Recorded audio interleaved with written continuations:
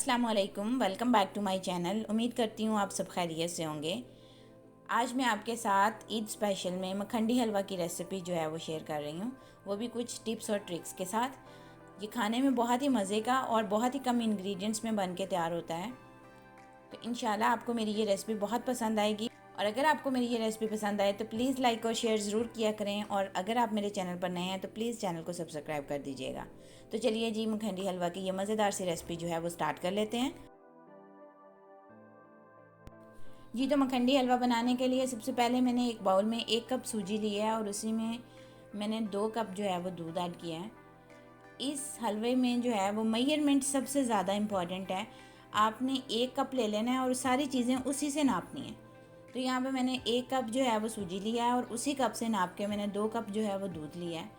अब दोनों इंग्रेडिएंट्स को मैंने अच्छे से मिक्स किया और मिक्स करने के बाद मैंने इसे कवर करके 30 मिनट के लिए छोड़ दिया है।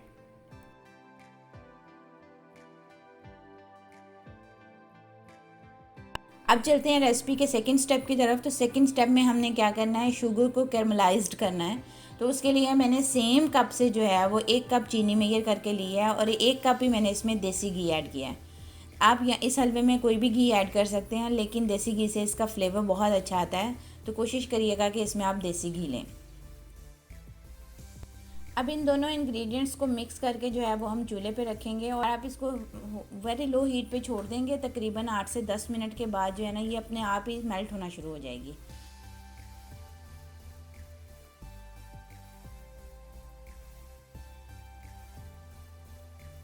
यहाँ पे मैं आपके साथ एक ट्रिक शेयर करती हूँ। जैसे ही आपको लगे ना आपकी शुगर जो है वो मेल्ट होना शुरू हो गई है, आपने फ़ौरन से क्या करना है, उसके नीचे आग बंद कर देनी है। आपका घी ऑलरेडी गर्म हो चुका है, तो जो हमारी शुगर का हल्का सा कलर आया, उसके बाद वो घी की गर्माइश के साथ ही जो है ना वो हमारी शुगर कैरमलाइज्ड हो जाएगी। यहाँ पे आपको एक फ़ायदा ये होगा कि जब आप इसमें सूजी और दूध का मिक्सचर डालेंगे तो बहुत ज़्यादा छींटे नहीं उड़ेंगे और आपका हाथ जलने का खदशा भी नहीं होगा। यहाँ पे देखें, हमारी चीनी जो है वो कैरमलाइज्ड हो गई है और देखें कितना खूबसूरत सा ब्राउन कलर आया है इसमें। अब हम इसमें दूध और दही का मिक्सचर डालेंगे। ढाल के एक दफ़ा इसको हिलाएंगे और हिलाने के बाद जो है वो हम नीचे आग जला देंगे। अब इसको हल्की हीट पे हम इसको कुक करेंगे। और आपको यहाँ मेरे हलवे में घी जो है ना वो बहुत ज़्यादा क्वांटिटी में लग रहा होगा।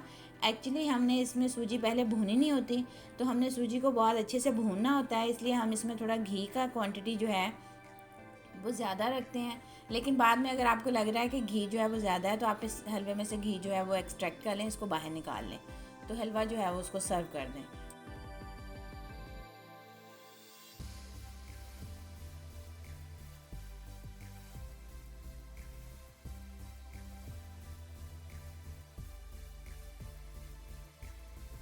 तो देखिए, हमारी सूजी जो है वो भुन गई है और इसने घी भी जो है वो अच्छे से छोड़ दिया है और हमारे हलवे का कलर देखिए माशाल्लाह कितना खूबसूरत आया है।